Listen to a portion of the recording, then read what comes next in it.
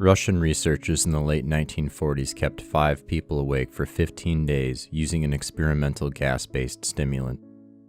They were kept in a sealed environment to carefully monitor their oxygen intake so the gas didn't kill them, since it was toxic in high concentrations.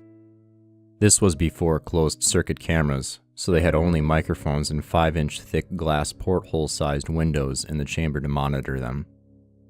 The chamber was stocked with books, cots to sleep on but no bedding, running water and toilet, and enough dried food to last all 5 for over a month.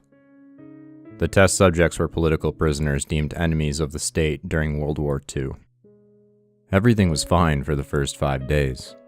The subjects hardly complained, having been promised, falsely, that they would be freed if they submitted to the tests and did not sleep for 30 days.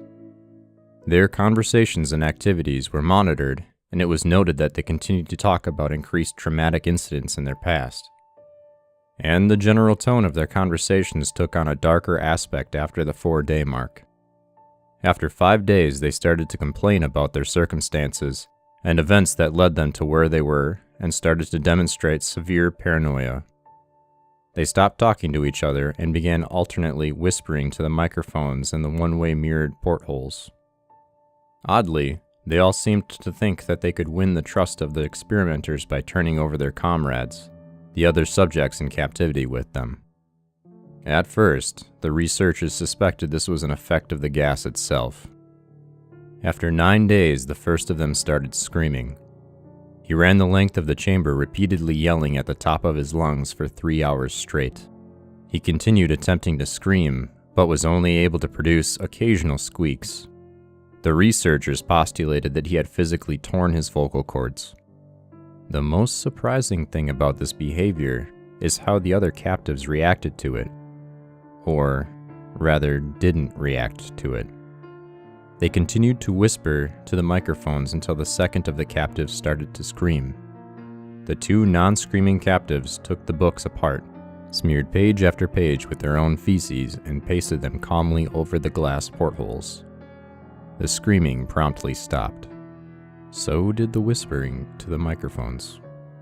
After 3 more days passed, the researchers checked the microphones hourly to make sure that they were still working, since they thought it impossible that no sound could be coming with 5 people inside. The oxygen consumption in the chamber indicated that all 5 must still be alive. In fact, it was the amount of oxygen 5 people would have consumed at a very heavy level of strenuous exercise. On the morning of the 14th day, the researchers did something they said that they would not do to get a reaction from the captives. They used the intercom inside the chamber, hoping to provoke any response from the captives they were afraid were either dead or vegetables. They announced, "We are opening the chamber to test the microphones. Step away from the door and lie flat on the floor or you will be shot. Compliance will earn one of you your immediate freedom." To their surprise, they heard a single phrase in a calm voice respond, "We no longer want to be freed." Debate broke out among the researchers and the military forces funding the research. Unable to provoke any more responses using the intercom, it was finally decided to open the chamber at midnight on the 15th day. The chamber was flushed of the stimulant gas and filled with fresh air, and immediately voices from the microphones began to object. 3 different voices began begging, as if pleading for the life of loved ones, to turn the gas back on. The chamber was opened and soldiers sent in to retrieve the test subjects. They began to scream louder than ever, and so did the soldiers when they saw what was inside. 4 of the 5 subjects were still alive, although no one could rightly call the state that any of them in life. The food rations past day 5 had not been so much as touched. There were chunks of meat from the dead test subjects' thighs and chest stuffed into the drain in the center of the chamber, blocking the drain and allowing 4 inches of water to accumulate on the floor. Precisely how much of the water on the floor was actually blood was never determined. All 4 surviving test subjects also had large portions of muscle and skin torn away from their bodies. The destruction of flesh and exposed bone on their fingertips indicated that the wounds were inflicted by hand. not with teeth as the researchers initially thought. Closer examination of the position and angles of the wounds indicated that most, if not all of them, were self-inflicted. The abdominal organs below the ribcage of all 4 test subjects had been removed. While the heart, lungs, and diaphragm remained in place, the skin and most of the muscles attached to the ribs had been ripped off, exposing the lungs through the ribcage. All the blood vessels and organs remained intact. They had just been taken out and lain on the floor, fanning out around the eviscerated but still living bodies of the subjects. The digestive tract of all 4 could be seen to be working, digesting food. It quickly became apparent that what they were digesting was their own flesh that they had ripped off and eaten over the course of days. Most of the soldiers were Russian special operatives at the facility, but still many refused to return to the chamber to remove the test subjects. They continued to scream to be left in the chamber and alternately begged and demanded that the gas be turned back on, lest they fall asleep. To everyone's surprise, the test subjects put up a fierce fight in the process of being removed from the chamber. One of the Russian soldiers died from having his throat ripped out. Another was gravely injured by having his testicles ripped off and an artery in his leg severed by one of the subject's teeth. Another 5 of the soldiers lost their lives, if you count the ones that committed suicide in the weeks following the incident. In the struggle, one of the 4 living subjects had his spleen ruptured and he bled out almost immediately. The medical researchers attempted to sedate him, but this proved impossible.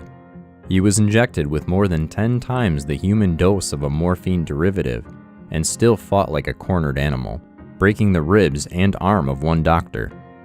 His heart was seen to beat for a full 2 minutes after he had bled out to the point there was more air in his vascular system than blood. Even after it stopped, he continued to scream and flail for another 3 minutes, struggling to attack anyone in reach and just repeating the word "more" over and over, weaker and weaker, until he finally fell silent. The surviving 3 test subjects were heavily restrained and moved into a medical facility. The 2 with intact vocal cords continuously begging for the gas, demanding it to be kept awake.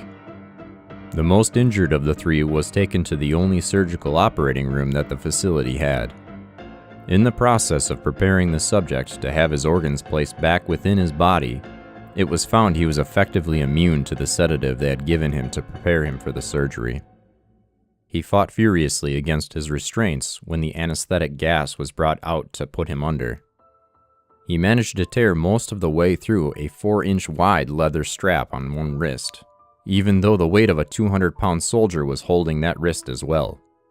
It took only a little more anesthetic than normal to put him under, and the instant his eyelids fluttered and closed, his heart stopped. In the autopsy of the test subject that died on the operating table, it was found that his blood had tripled the normal level of oxygen.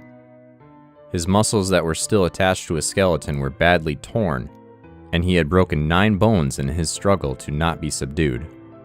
Most of them were from the force his own muscles had exerted on them. The second survivor had been the first of the group of 5 to start screaming. His vocal cords destroyed, he was unable to beg or object to surgery, and he only reacted by shaking his head violently in disapproval when the anesthetic gas was brought near him. He shook his head yes when someone suggested, reluctantly, that they try the surgery without anesthetic, and did not react for the entire 6-hour procedure of replacing his abdominal organs and attempting to cover them with what remained of his skin. The surgeon presiding stated repeatedly that it should not be medically possible for the patient to still be alive. One terrified nurse, assisting the surgery, stated that she had seen the patient's mouth curl into a smile several times whenever his eyes met hers. When the surgery ended, the subject looked at the surgeon and began to wheeze loudly, attempting to talk while struggling. Assuming this must be something of drastic importance, the surgeon had a pen and pad fetched so the patient could write his message. It was simple: keep cutting. The other 2 test subjects were given the same surgery, both without anesthetic as well, although they had to be injected with a paralytic for the duration of the operation. The surgeon found it impossible to perform the operation while the patients laughed continuously. Once paralyzed, the subjects could only follow the attending researchers with their eyes. The paralytic cleared their system in an abnormally short period of time, and they were soon trying to escape their bonds. The moment they could speak, they were again asking for the stimulant gas. The researchers tried asking why they had injured themselves, why they had ripped out their own guts, and why they wanted to be given the gas again. Only one response was given: "I must remain awake." All 3 subjects' restraints were reinforced as they were placed back into the chamber awaiting determination as to what should be done with them. The researchers, facing the wrath of their military benefactors for having failed the stated goals of their project, considered euthanizing the surviving subjects. The commanding officer, an ex-KGB, instead saw potential and wanted to see what would happen if they were put back on the gas. The researchers strongly objected, but were overruled. In preparation for being sealed in the chamber again, the subjects were connected to an EEG monitor and had their restraints padded for long-term confinement. To everyone's surprise, all 3 stopped struggling the moment it was let slip that they were going back on the gas. It was obvious that at this point, all 3 were putting up a great struggle to stay awake. One of the subjects that could speak was humming loudly and continuously. The mute subject was straining his legs against the leather bonds with all his might. First left, then right, then left again for something to focus on. The remaining subject was holding his head off the pillow and blinking rapidly. Having been the first to be wired for EEG, most of the researchers were monitoring his brain waves in surprise. They were normal most of the time, but sometimes flatlined inexplicably. It looked as if he were repeatedly suffering brain death before returning to normal. As they focused on paper scrolling out of the brainwave monitor, only one nurse saw his eyes slip shut at the same moment his head hit the pillow. His brainwaves immediately changed to that of deep sleep, then flatlined for the last time as his heart simultaneously stopped. The only remaining subject that could speak started to scream to be sealed in now. His brainwaves showed the same flat lines as the one who just died from falling asleep.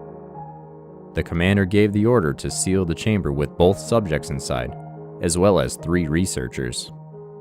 One of the named 3 immediately drew his gun and shot the commander point blank between the eyes, then turned the gun on the mute subject and blew his brains out as well. He pointed his gun at the remaining subject, still restrained to a bed, as the remaining members of the medical and research team fled the room. "I won't be locked in here with these things. Not with you," he screamed at the man strapped to the table. "What are you?" he demanded. "I must know." The subject smiled. "Have you forgotten so easily?" the subject asked. "We are you. We are the madness that lurks within you all, begging to be free at every moment in your deepest animal mind. We are what you hide from in your beds every night. We are what you sedate into silence and paralysis when you go to the nocturnal haven where we cannot tread." The researcher paused, then aimed at the subject's heart and fired. The EEG flatlined as the subject weakly choked out, "So nearly free." That was the Russian sleep experiment. Origins unknown. It would mean the world to me if you left a like and a comment. Be sure to subscribe and hit the bell to prevent missing an episode. Thanks for listening.